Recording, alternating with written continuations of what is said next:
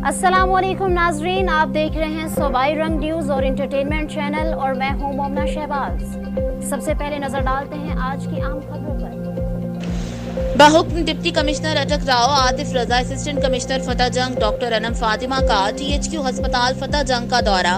Assistant commissioner फतेह जंग ने MSTHQ अस्पताल के हमरा जेर तामीर ट्रॉमा सेंटर का तफसीली जायजा लिया। 6 माह से बंद तामीराती काम को दोबारा शुरू करने और जल्द अज जल्द मुकम्मल करने के अहकाम किए। इस मौका पर असिस्टेंट कमिश्नर फतेह जंग ने कहा कि ट्रॉमा सेंटर के बंद तामीराती काम का दोबारा आगाज कर दिया गया है। अवाम नास की सहूलत के लिए जल्द अज जल्द ट्रॉमा सेंटर को फाल कर दिया जाएगा।